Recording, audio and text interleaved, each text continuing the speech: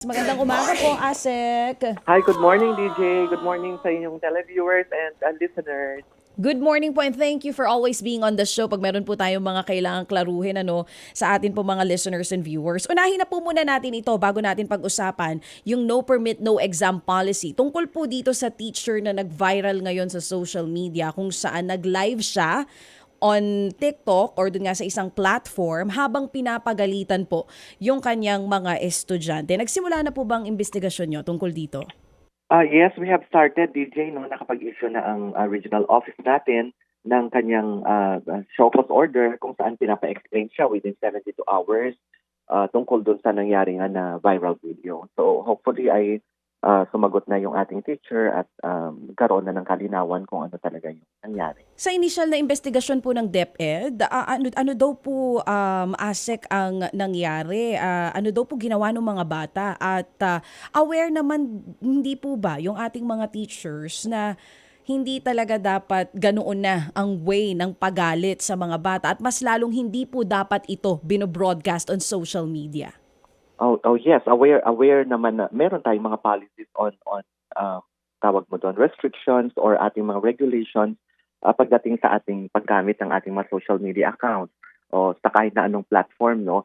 So apparently doon sa video na napanood natin parang galit na yung teachers. That is why we are trying to establish kung ano yung nag-trigger doon sa galit niya na obviously ay napakataas ng galit niya.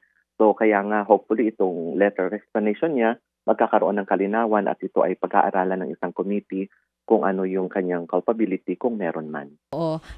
Kasi ASEC, more than dito nga sa viral video na ito, ang concern ko din kung gaano yung awareness po ng ating mga guro sa kung hanggang saan lang nila po pwede gamitin ng social media. Lalo na ngayon, high-tech na nga po tayo ngayon, may mga teachers din na ginagamit ito para mas madali makapagturo sa kanilang mga estudyante.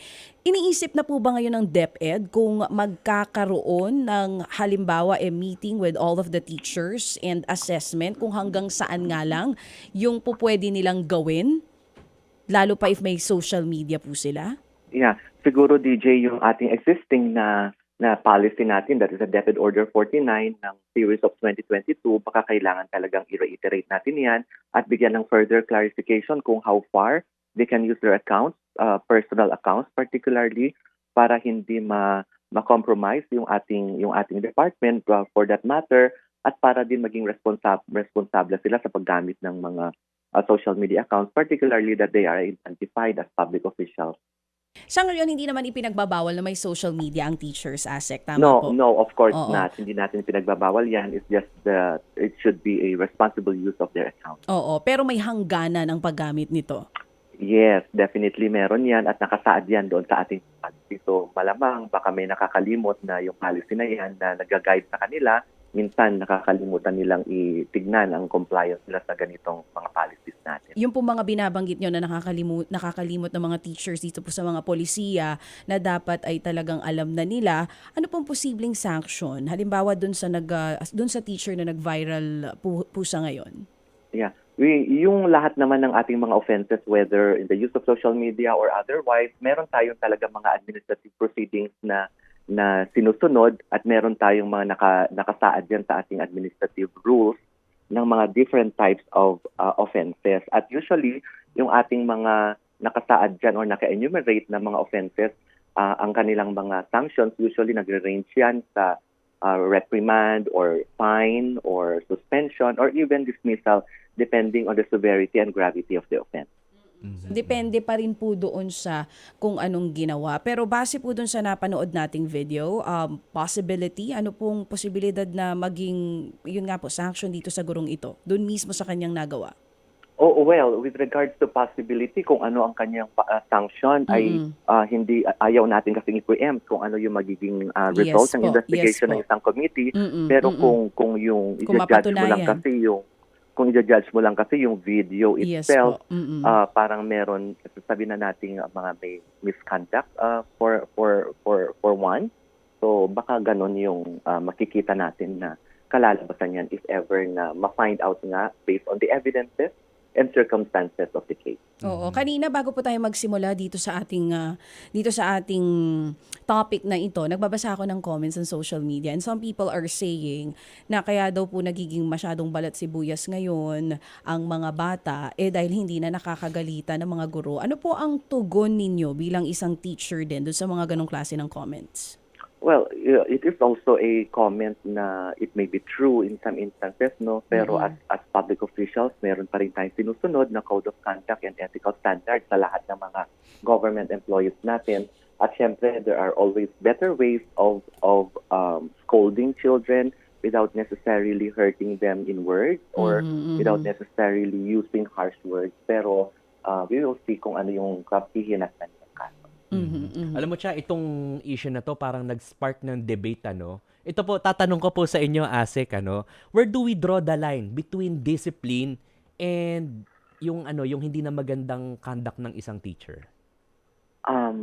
Siguro ang line talaga na nakikita natin diyan are the existing laws na inilabas on child abuse, on bullying and the like. And we also have a DepEd child protection policy. So tinitingnan talaga natin yung balance between disciplining and also protecting the rights of our teachers and their well-being as well, no? So ang ina-advocate talaga ng department is positive discipline. Pag positive discipline, paano naman po natin masisiguro na positibo ang pagdidisiplina but at the same time, hindi naman masyadong magiging balat sibuyas itong ating mga estudyante?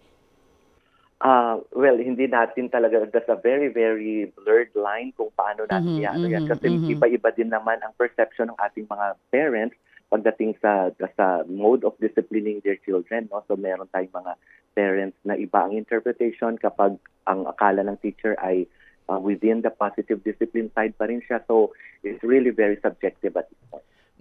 Asek, for sure, different groups, different professions, may kanya-kanyang guidelines sa paggamit ng social media. Siguro po in broad strokes po, ano po ba yung tagubilin ng DepEd sa mga teachers sa paggamit ng kanilang social media accounts? Ano po yung hangganan?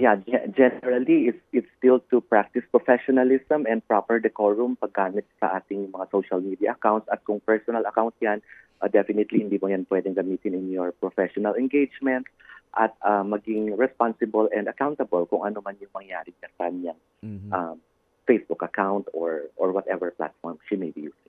Pero po sa instance na to, sir, the fact na nilive pa yung yung pagmumura ng teacher sa kanyang mga estudyante, may pagkakamali na po bang nakita dito ang DepEd on part of the teacher? At face value, makikita mo naman talaga na it's really off. Something is off, and that's why we're trying to find out ano ba talaga nag-trigger niyan. So we don't want to judge it at face value dun sa video lang. So we have to look into the circumstances and factors that would have led to such incident. Okay, siguro at this point puntahan natin yung isang topic tanong natin kay Asek, itong no permit no exam policy ban. Asek, meron pong existing na memorandum as I understand it na pinagbabawal po itong ganito. Siguro bago ko pupuntahan yung ang pagpapatupad po nito, ito pong memorandum, kamusta po yung compliance or yung implementation nito among schools? Yeah, sa ating mga public schools kasi that is not really an issue kasi ang public schools natin libre naman yan. We don't collect any tuition fee during examination period. So sa ating mga private schools, meron silang mga ganyang policies siguro na ipinapatupad, hindi naman sa lahat ng private schools, but understanding na the private schools also survive on tuition fees of their learners. So kaya nila siguro ginagawa yan. But definitely ang effect kasi niyan sa department ay kung yung hindi pagtitake ng exam would result in also non-release of credentials ng mga bata, dyan pumapasok ang department.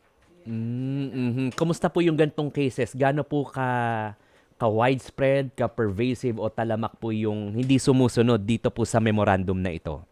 Yeah, hindi naman ganun ka-widespread, but there are cases na umaabot sa kaalaman ng ating mga regional offices, which is really the field office na nagsusupervise ng ating mga private schools. At more often than not, nare-resolve naman ito at the level of the regional offices at eventually ay nakaka-release din naman ng mga mga Form 137 na kinakailangan para pumasok sa kolehiyo or sa ibang eskwelahan itong mga batang ito.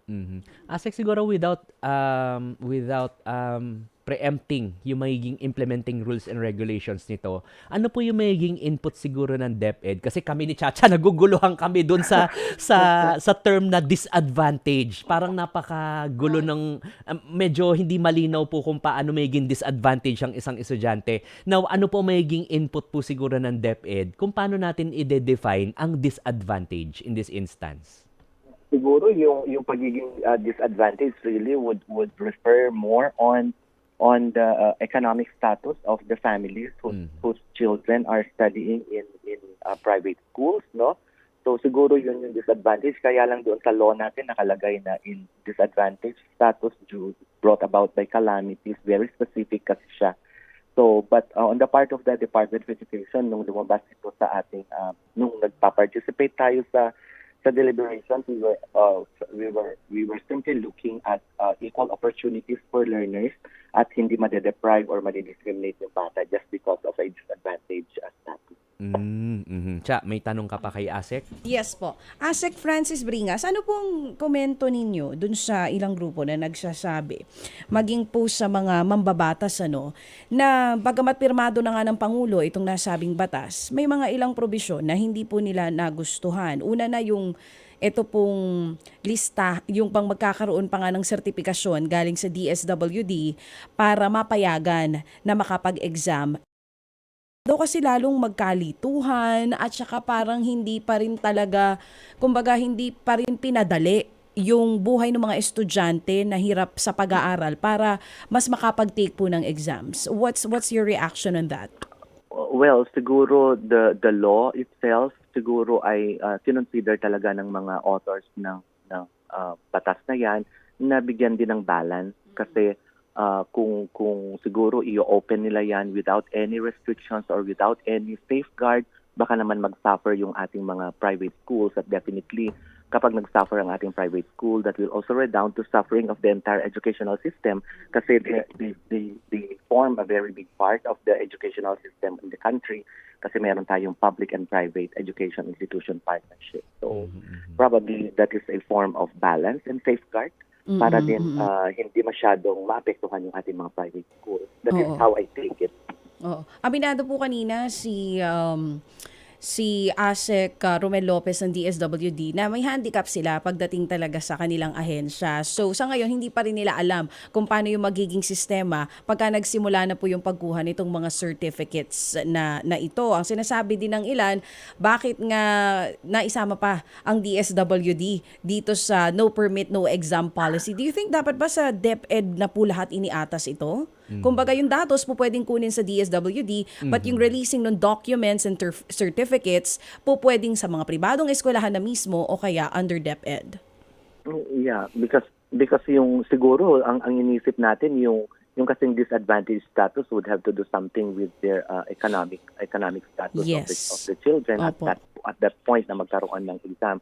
Kaya siguro doon sa batas talagang nilagay nila na ang gagawa ng IRR, particularly on the creation or crafting of the criteria for declaring someone to be in a disadvantaged status would fall under the DSWD. But definitely we will be coordinating with the DSWD, including CHED and TESDA as mandated by law na makipag-coordinate as an education stakeholder. Nasa initial stage pa nga lang daw po yung crafting nila ng IRR. Nagsimula na po ba ang coordination nyo with DSWD? Kasi sinasabi rin nila kanina, they have the list of the poorest of the poor, pero kailangan pa rin nila ng tulong DepEd man yan or CHED yan para makita kung magtutugma din yung kanilang listahan. Kasi baka merong mga nasa list nila ng listahanan na alam mo yun, hindi naman pala mga estudyante yung mga nandoon. Yeah, that will not be very difficult on the part kasi meron kaming data sharing agreement with the DSWD. So definitely we will make use of that agreement para mas mapadali yung pag-gather at pag-reconcile ng aming mga data.